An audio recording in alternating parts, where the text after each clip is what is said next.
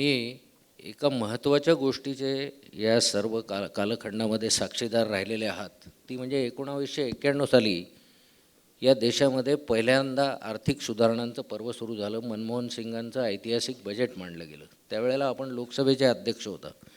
आज त्या घटनेला 25 वर्ष झाली. या 2016 साली ते मनमोहन सिंगांचं ते भाषण आणि आजची स्थिती याच्यामध्ये काय म्हणावं असं वाटतं तुम्हाला? नेमकं बरोबर झालं की चूक झालं? मी असं म्हणेन की गरिबी हटाव म्हणणं हे चूक नाही, उत्पादन वाढवा म्हणणं हेही चूक नाही. गरिबी हटवायची असेल तर उत्पादन वाढवलं पाहिजे.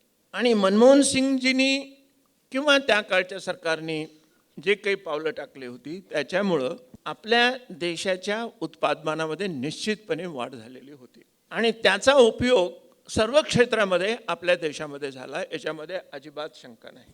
परंतु केव्हा केव्हा काय होतं की अशी एखादी गोष्ट घडते तेव्हा त्याचे दुसरे जे परिणाम असतात तेही लक्षात घ्यावे लागतात. उत्पादन वाढवणं हे आवश्यक आहे, पण वाढलेल्या उत्पादनाचं वितरण सुद्धा झालं पाहिजे हे तितकंच आवश्यक आहे. जर वाढलेल्या उत्पादनाचं न्याय वितरण जर नाही झालं तर काही लोक श्रीमंत जास्त होतील, गरिबी थोडी कमी होईल, पण श्रीमंतातली आणि गरिबातली जी दरी आहे ती वाढेल.